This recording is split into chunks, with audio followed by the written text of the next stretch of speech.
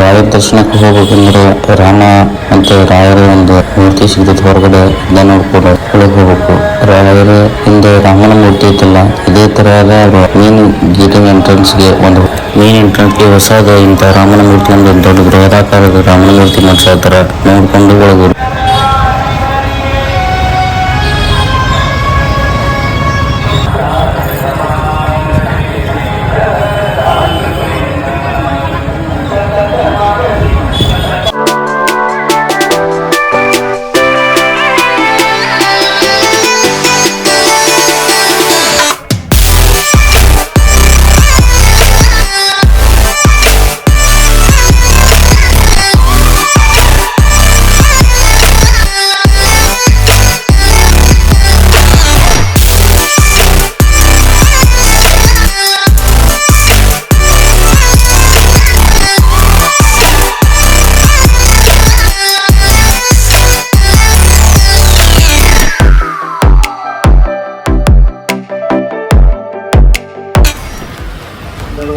ದರ್ಶನಕ್ಕೆ ಹೊಂಟೇವೆ. ಈಗ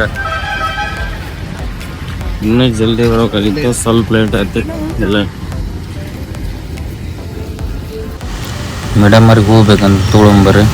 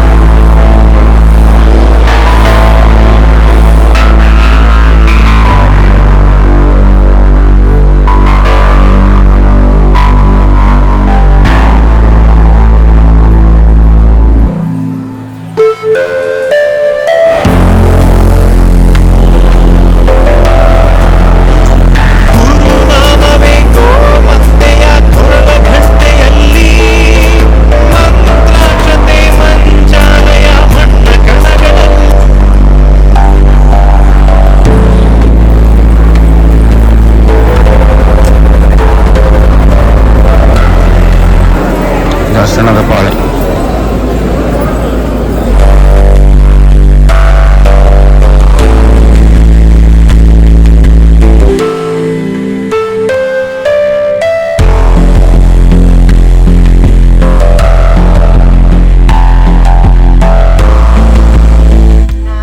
ರಾಯರ ದರ್ಶನ ಮುಗಿತೆ. ಈಗ ಹೊರಗೆ ಬಂದ್ವಿ. ನೆಕ್ಸ್ಟ್ ಇಲ್ಲಿ ಒಂದು ಸ್ವಲ್ಪ ವಿಸಿಟಿಂಗ್ ಪ್ಲೇಸಸ್ ಅದಾವಂತೆ, ಇಲ್ಲಿ ಹೋಗಿ ನೋಡ್ಕೋಬೇಕು. ಯಾವ್ಯಾವ ಅದಾವಂದ್ರೆ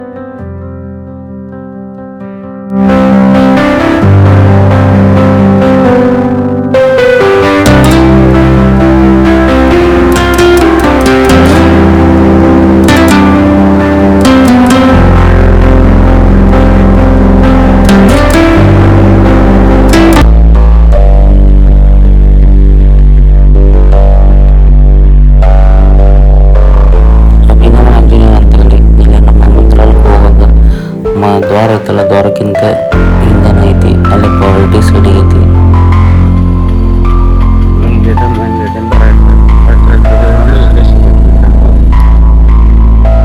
ಇಲ್ಲಿರುವ ಅಭಿನಯ ಆಂಜನೇಯ ದೇವರು 33 ಅಡಿ ಎತ್ತರವನ್ನು ಹೊಂದಿರುತ್ತದಂತ. ಈ ಆಂಜನೇಯ ನೋಡಕ್ಕೆ ಹೆಂಗೈತಪ್ಪ ಅಂದ್ರೆ, ಕಂಬಳ ಐತಲ್ಲ, ಕಂಬಳದ ಹೂವಿನ ಮೇಲೆ ನಿಂತಿರಗತ್ತೆ ಇಲ್ಲಿ ಕ್ರಿಯೇಟ್ ಮಾಡ್ರ. ಇದು ಹನುಮಂತ ಒಂದು ವಿಶೇಷ ಇದೈತಿ. ಇನ್ನೊಂದು ಇದನ್ನು 33 ಫೂಟ್ ಎತ್ತರ ಒಂದೇ ಕಲ್ಲಿನೊಳಗೆ ರೆಡಿ ಮಾಡಿರಂತ. ಇದು ಒಂದು ಮೆಚ್ಚಬೇಕಾದಂಥ ಕಾರ್ಯ. ಈ ಆಂಜನೇಯ ಮೂರ್ತಿನ ಬರೀ 18 ತಿಂಗಳು ರೆಡಿ ಮಾಡ್ಯಾರಂತ. ಈ ಮೂರ್ತಿನ 88 ಚಕ್ರದ ವಾಹನದಿಂದ ಇಲ್ಲಿ ತಂದು ನಿಲ್ಲಿಸಿರಂತ. ಅದೊಂದು ರೆಕಾರ್ಡ್ ಆಗಿದೆ.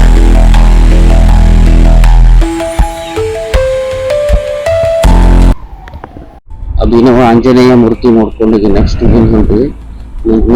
ಪಂಚಮುಖಿ ಆಂಜನೇಯ ಐತಿ. ಪಂಚಮುಖಿ ಆಂಜನೇಯ ನೋಡ್ತೇವೆ. ಬೇರೆ ಕಡೆ ಮತ್ತೆ ಇಲ್ಲಿ ನಿಯರ್ ಬೈ ಅದಾವ ನೋಡ್ತೇವೆ. ನೋಡಿ ಯಾವ ಸಮೀಪ ಬೇಕಲ್ಲ ಅದು ನೋಡ್ಕೊತ ಹಂಗೆ ಎಕ್ಸ್ಪ್ಲೋರ್ ಮಾಡ್ಕೊತ ಹೋಗ್ತೇವೆ.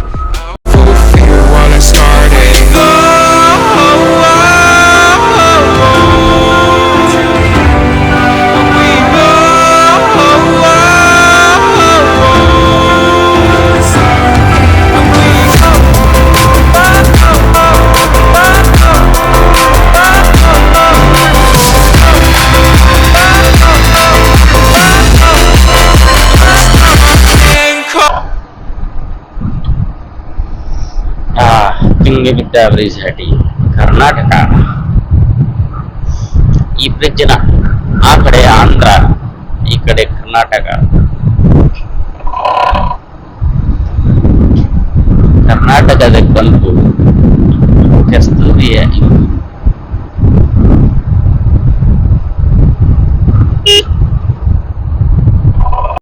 ನೋಡ್ರಲ್ಲಿ ಇಲ್ಲಿ ಆಟೋಗಳು ಭಾಳ ಯಾಕಂದ್ರೆ ಇವರು ಮಂತ್ರಾಲಯದಿಂದ ಇವ್ರನ್ನ ನಮ್ಮ ಪಿಕ್ ಮಾಡಿಕೊಂಡು ಎಲ್ಲಾ ಪ್ಲೇಸಸ್ ತೋರಿಸ್ಕೊಂಡು ವಾಪಸ್ ತಂದು ಬಿಡಕ್ಕೆ ₹150 ಚಾರ್ಜ್ ಮಾಡ್ತಾರೆ ಆಟೋ ಪರ್ ಪರ್ಸನ್ ಅಂತ. ನಾವು ಎಷ್ಟು ಜನ ಆಡ್ತೇವಲ್ಲ ಒಂದು ಪರ್ಸನ್ಗೆ ₹150 ಅವ್ರಿಗೆ ಮಾಡಿ ಎಲ್ಲ ವಿಸಿಟ್ ತೋರಿಸ್ಕೊಂಡು ವಾಪಸ್ ತಂದು ನಿಮ್ಗೆ ಎಲ್ಲಿಂದ ಪಿಕ್ ಮಾಡ್ತಾರೆ ಅಂದ್ರೆ ಮಂತ್ರಾಲಯದ ಮೇನ್ ಗೇಟಿಂದ ಪಿಕ್ ಮಾಡ್ತಾರೆ, ಅಲ್ಲಿಂದ ಪಿಕ್ ಮಾಡಿ ವಾಪಸ್ ತಂದು ಅಲ್ಲೇ ಇಳಿಸ್ತಾರೆ.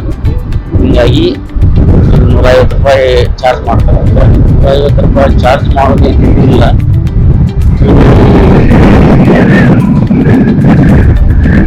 ಜಾಸ್ತಿ ಅನಿಸ್ತದೆ ಗೊತ್ತಿಲ್ಲ, ಯಾಕಂದ್ರೆ ರೂಟ್ ಏನಿದೆ ನಮ್ಗೆ ಗೊತ್ತಿರಲಿಲ್ಲ. ಫಸ್ಟ್ ಟೈಮ್ ಇರ್ತೀವಿ, ಅವ್ರು ಏನು ಹೇಳ್ತಾರೆ ಅದು ಕರೆಕ್ಟ್ ಆಗೈತಿ. ಹಂಗಾಗಿ ಎಲ್ಲರೂ ಕೊಟ್ಬಿಡ್ತಾರೆ. ನಮ್ದು ಓನ್ ವೆಹಿಕಲ್ ಇತ್ತಲ್ಲ, ನಮ್ಗೆ ಏನಾದ್ರೆ ಅವಶ್ಯಕತೆ ಇರಲಿಲ್ಲ. ಮ್ಯಾಪ್ ಅಂತೈತಿ, ಗೂಗಲ್ ಆಂಟಿಯರ್ ಇರ್ತಾರೆ, ಅವ್ರು ಹೇಳ್ದಂಗೆ ನಾವು ಹುಡ್ಕೊಂಡು ಹೋಗ್ಬೋದು ಅಷ್ಟೇ. ಶೇರಿಂಗ್ ಆಟೋ ಹೇಳಿದಲ್ಲ, ಶೇರಿಂಗ್ ಆಟೋ ತಗೊಂಡಲ್ಲ ಇಲ್ಲಿ ನೋಡ್ರಿ. ಶೇರಿಂಗ್ ಆಟೋ ಅಂದ್ರೆ ಯಾವ ಥರ ಆಯ್ತಂದ್ರೆ ಈಗ ಲಾಸ್ಟಿಗೆ 3 ಜನ, ಅದರ ನಡುವೆ 3 ಜನ, ಅಲ್ಲಿ ಅದರ ಅಂದ್ರೆ ಇದ್ರ ಸೀಟ್ ಇರ್ತಾವ, ಅಲ್ಲಿ 3 ಜನ ಮತ್ತು ಮುಂದೆ 3 ಜನ, ಟೋಟಲ್ ಒಂದು 10 ಜನದ ಮಟ್ಟ ಇಲ್ಲಿ ಆ ಒಂದು ಗಾಡಿ ಒಳಗೆ ಸಾಗಿಸ್ತಾರೆ. ಅದು ಅಂದ್ರೆ ಒಂದು ಪ್ಲೇಸಿಂದ ಇನ್ನೊಂದು ಪ್ಲೇಸ್ಗೆ ನೋಡಾಕ ಹೋಗ್ಬೇಕಂದ್ರೆ ಆ ಥರ ಕರ್ಕೊಂಡು ಹೋಗಿ ತೋರಿಸ್ಕೊಂಡು ವಾಪಸ್ ನಿಲ್ತಾರ. ಸ್ವಲ್ಪ ರಿಸ್ಕ್ ಐತಿ, ಇಲ್ಲ ಅಂದ್ರೆ ಅಕಸ್ಮಾತ್ಗೆ ಯಾರೋ ಟೂರಿಸ್ಟ್ ಬೇರೆದವ್ರು ಬಂದಿರ್ತಾರ. ಈಗ ನಾವು ಬೈಕ್ ಐತಿ, ನಮ್ಗೆ ಪ್ರಾಬ್ಲಮ್ ಇಲ್ಲ, ನಾವು ಸ್ವಂತ ವೆಹಿಕಲ್ ಇದ್ದೀವಿ, ಓಕೆ. ಆತರ ಬಸ್ಸಿಗೆ ಬಂದಿರ್ತಾರ, ಟ್ರೈನಿಗೆ ಬಂದಿರ್ತಾರ, ಅವ್ರು ಏನೈತಲ್ಲ ಈ ತರ ಶೇರಿಂಗ್ ಆಟೋ ಸಿಗ್ತಾವ ಇಲ್ಲಿ. ಅದನ್ನ ಶೇರ್ ಮಾಡ್ಕೊಂಡು ಏನೈತಲ್ಲ ಟೋಟಲ್ ಆಗಿ ಆರಾಮ್ ನೀವು ಬಂದಂತ ಮಂತ್ರಾಲಯದ ಟ್ರಿಪ್ ಐತಲ್ಲ ಕಂಪ್ಲೀಟ್ ಮಾಡ್ಕೋಬಹುದು.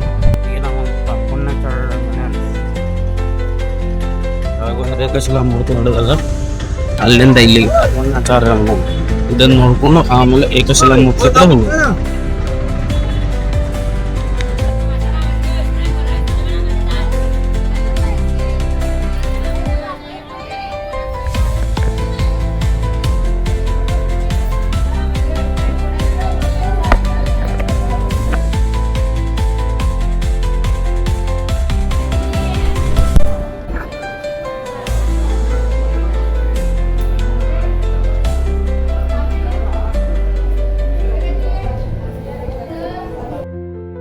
ಈ ಮೂರ್ತಿಯನ್ನ ರಾಘವೇಂದ್ರ ಸ್ವಾಮಿಗಳು ಪೂಜೆ ಮಾಡ್ರಂತ.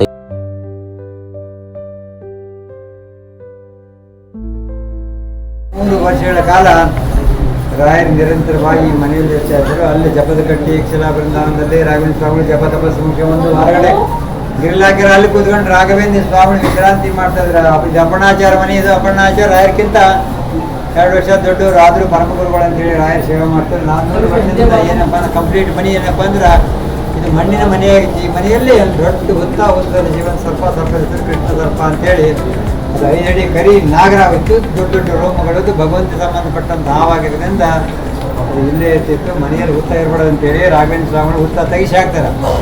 ಅದರೊಳಗಿರ್ತಂಥ ಕೃಷ್ಣ ಸರ್ಪ ರಾಘವೇಂದ್ರ ಸ್ವಾಮಿಗಳ ತಪಶಕ್ತಿಗೆ ಸ್ವಯಂ ಶಿಲೆಯಾಗಿರುತ್ತದು. ಶಿಲೆಯಾಗಿರ್ತಕ್ಕಂಥ ಕೃಷ್ಣ ಸರ್ಪವನ್ನು ರಾಘವೇಂದ್ರ ಸ್ವಾಮಿ ಹೊರಗಡೆ ತೆಗೆದು ಅವರೇ ಪ್ರತಿಷ್ಠಾಪನೆ ಮಾಡಿದ್ರು. ಬಿಚಾಲಿ ನಾಗಪ್ಪ ಅಂತೇಳಿ ಭಾರಿ ಜಾಗೃತಿ ನಾಗಪ್ಪ. ಇದು ಕಾಯಿ ಸಂಜೆ ಮನೆ ಒಂದು 5 ಕಾಯಿ ಬಿಡ್ತೀವಿ. ಯಾಕಂದ್ರೆ ಯಾರಿಗೆ ಕುಜದೋಷ ಸರ್ಪದೋಷ, ಯಾರಿಗೆ ಕುಜದೋಷ ಸರ್ಪದೋಷ, ಯಾರಿಗೆ ಮಕ್ಕಳಾಗಿಲ್ಲ, ಸಂತಾನ ಆಗಿಲ್ಲ, ಯಾರಿಗೆ ಲಗ್ನ ಆಗಿಲ್ಲ ಅಂಥವ್ರು ಕಾಯಿ ಸಂಕಲ್ಪ ಮಾಡಿ ಕಾಯಿ ಇಟ್ಟು ಹೋಗ್ತಾರ. ತಕ್ಷಣದಲ್ಲೇ ಲಗ್ನ ಆಗ್ತದೆ, ಎಲ್ಲ ಆಗ್ತದೆ, ಸರಿ ಆಗ್ತದೆ, ಸಂತಾನ ಆಗ್ತದೆ, ಲಗ್ನ ಆಗ್ತದೆ, ಕುಜದೋಷ ಸರ್ಪದೋಷ ಎಲ್ಲ ನಿವಾರಣೆ ಆಗ್ತದೆ. ಆರೋಗ್ಯ ಭಾಗ್ಯ, skin disease, finance problem, court cases, ಯಾರಿಗೆ ಪ್ರಮೋಷನ್ ಆಗಿಲ್ಲ, ಟ್ರಾನ್ಸ್ಫರ್ ಆಗಿಲ್ಲ, ವಿದ್ಯಾಪ್ರಾಪ್ತಿ ಆಗಿದೆ, ನೌಕರಿ ಸಿಕ್ಕಿಲ್ಲ, ವ್ಯಾಪಾರ ಪ್ರಾಪ್ತಿ, ವ್ಯಾಪಾರ ವೃದ್ಧಿ, ಲಕ್ಷ್ಮೀ ಕಟಾಕ್ಷ, ಸರ್ಪದೋಷ, ಮೀನರಾಶಿ 7.5, ಫೈನಾನ್ಸ್ ಪ್ರಾಬ್ಲಮ್, ಫೈನಾನ್ಸ್ ರಿಕವರ್ಡ್, ಗೃಹ ಪ್ರಾಪ್ತಿ, ಲಕ್ಷ್ಮೀ ಕಟಾಕ್ಷ ಮತ್ತು ಡೈವರ್ಸ್ ಕೇಸ್. 108 ಸಮಸ್ಯೆಗಳಿಗೆ ಜನ ಬಂದು ಬರೀ ಕೈಗೆ ಕರ್ನಾಟಕ ಅಲ್ಲ, ಅಮೇರಿಕಾ, ಲಂಡನ್, ಜಪಾನ್ನಿಂದ ಬಂದು ಕಾಯ್ತು ಹೋಗ್ತಾರೆ, ಜರ್ಮನಿಯಿಂದ ಬಂದು ಕಾಯ್ತು ಹೋಗ್ತಾರೆ. ಮೊನ್ನೆ ಮಕ್ಕಳಾಗಿಲ್ಲ ಅಂತೇಳಿ ಅಲ್ಲಿ ದೊಡ್ಡ ನೌಕರಿಯಲ್ಲಿದ್ದಾರೆ ಅವರೆಲ್ಲ. ಅಂತ ದೊಡ್ಡ ದೊಡ್ಡ ಅನಿವಾಸಿ ಭಾರತೀಯರು ಅಂತೇಳಿ ಅಮೇರಿಕಾದ ಭಾಳ ಮಂದಿ ಇದ್ದಾರೆ. ಅವ್ರು ಭಾಳ ಮಂದಿ ಬಂದಿದ್ರು, ಸಂತಾನ ಆಗಿಲ್ಲ ಅಂತೇಳಿ ಕಾಯಿಟ್ಟು ಹೋಗ್ತಾರೆ. ನಿಮ್ದೇನೋ ಸಮಸ್ಯೆ ಇದ್ರಪ್ಪ ಅಂದರೆ ಕಾಯಿಟ್ಬೋದು. ನಮ್ದೇನೋ ಸಮಸ್ಯೆ ಇಲ್ಲ, ರಾಯರ ಅನುಗ್ರಹದಿಂದ ನಮ್ಗೆ ಯಾವ ಸಮಸ್ಯೆ ಇಲ್ಲಪ್ಪ ಅಂದರೆ ವಿಚಾರ ನಾಗಪ್ಪ ನಮಸ್ಕಾರ. ಏಕಶಿಲಾ ಬೃಂದಾವನ ಕಡೆ ಬಂದಿಂದ ಇದು ತುಂಗಭದ್ರಾ ತೀರ ಐತಿ. ಇಲ್ಲಿಂದ ಅಪ್ಪಣ್ಣಾಚಾರ್ಯ ಸ್ಥಾಪನೆ ಮಾಡೋದ್ರಿಂದ ರಾಯರ ಮೂರ್ತಿ ಐತಲ್ಲ, ಅಲ್ಲಿ ಹೋಗ್ಬೇಕಾದ್ರೆ ಇಲ್ಲಿ ತುಂಗಭದ್ರಾ ನದಿ ದಡದಾಗೈತಿ. ನೋಡ್ಕೊಂಡು ದರ್ಶನ ಮಾಡ್ಕೊಂಡು ಹೋಗ್ಬೇಕಾಕೈತಿ.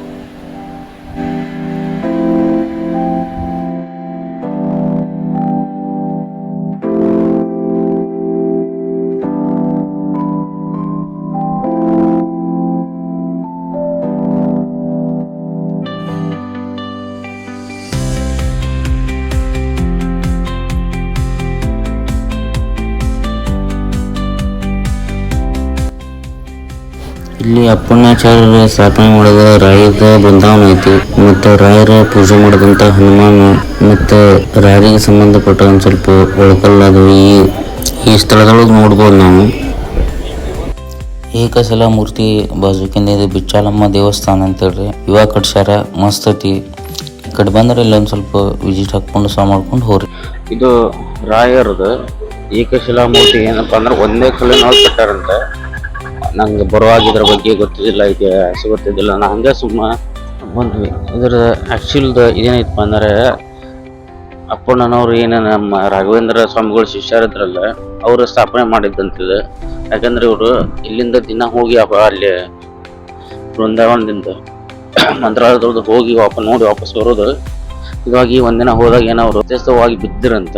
ಅವಾಗ ರಾಘವೇಂದ್ರ ಸ್ವಾಮಿಗಳು ನನ್ನ ಕಡೆ ವಾಪಸ್ ನೀ ಬರೋದು ಬೇಡಪ್ಪ, ನೀ ಇದ್ದಲ್ಲಿ ನನ್ನ ಪ್ರತಿಷ್ಠಾಪನೆ ಮಾಡು, ನಾನು ನಿನ್ಗೆ ಅಲ್ಲೇ ಬಂದು ಇನ್ನೂ ದರ್ಶನ ಕೊಡ್ತಾನಂತ ಅಂದ್ರಂತ. ಹಂಗಾಗಿ ಇಲ್ಲಿ ಬಂದು ಅಪ್ಪಣ್ಣವರು ಸ್ಥಾಪನೆ ಮಾಡಿದ್ದಕ್ಕೆ ಇಲ್ಲೇ ರಾಘವೇಂದ್ರ ಸ್ವಾಮಿಗಳು ಅವ್ರಿಗೆ ಜ್ಯೋತಿ ರೂಪದಾಗೇನೋ ಪ್ರತ್ಯಕ್ಷ ಆಗಿ ದರ್ಶನ ಕೊಟ್ರಂತ. ಹಂಗಾಗಿ ಇಲ್ಲಿ ರಾಘವೇಂದ್ರ ಸ್ವಾಮಿಗಳದ್ದು ಏಕಶಿಲಾ ಮೂರ್ತಿ ಸ್ಥಾಪನೆ ಆಗಿದೆ.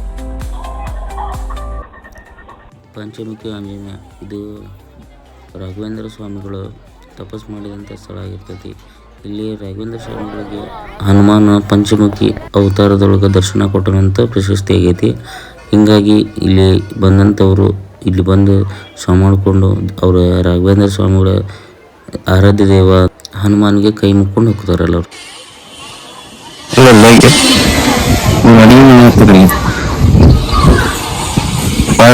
ಪೂಜೆ ಮಾಡ್ತಾರೆ, ಏನೋ ಒಂದು ವರ್ಷ ಇದೆ ಎಲ್ಲ ಹಂಗೆ ಮಾಡ್ತಾರೆ.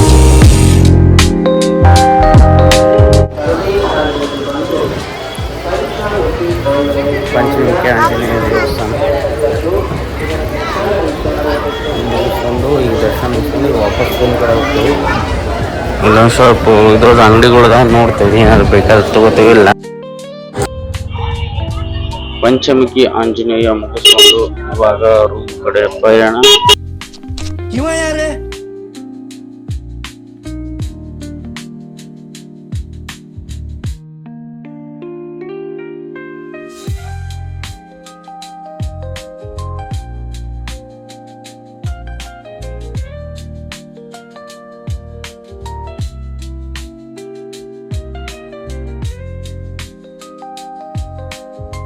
ಪಂಚಮುಖಿ ಆಂಜನೇಯ ದರ್ಶನ ಮುಗೀತು. ದರ್ಶನ ಅಂದ್ರೆ ದೇವ್ರು ನೋಡಕ್ ಹೋಗಿಲ್ಲ, ಯಾಕಂದ್ರೆ ಪೂರಾ ರಶ್ ಇತ್ತು.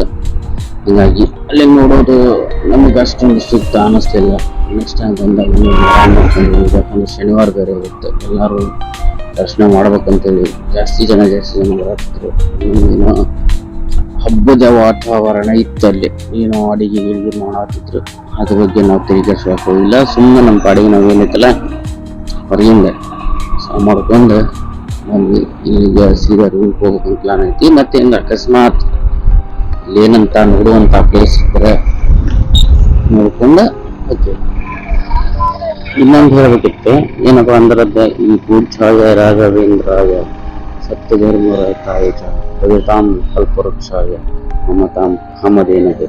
ಈ ಏನು ಮಂತ್ರ ಐತಲ್ಲ, ಪುರಾಣ ರಚನೆ ಮಾಡಿದವರು ಅಪ್ಪಣ್ಣಾಚಾರ್ಯರು. ಅಂದ್ರೆ ಆಗಲೇ ನಾವು ಮನೆಗೆ ಹೋಗಿದ್ದಲ್ಲ, ಅವರ ರಚನೆ ಮಾಡೋದಂತ ಅದರಲ್ಲಿ ಹೇಳ್ಬೇಕಂತ ನನಗೇನೋ ನೆನಪು ಆಗಲಿಲ್ಲ, ಹಾಗಾಗಿ ಹೇಳೋಲ್ಲ. ಇವಾಗ ಹೇಳ್ತೇನೆ, ಅದೇನೈತಲ್ಲ ಲೈನು ಅದೇ ಅಂದ್ರೆ ರಚನೆ ಮಾಡಿದ್ದು ಪೂಜ್ಯಾಯ ರಾಘವೇಂದ್ರಾಯ ಸತ್ಯಧರ್ಮರತಾಯ ಚ ಕಲ್ಪವೃತ್ತಾಯ ಶ್ರೇಷ್ಠವಾದ್ದು ಗುರುಬಲ. ಆ ಬಲನೇ ನಮ್ಮ ಹತ್ರ ಇದೆ.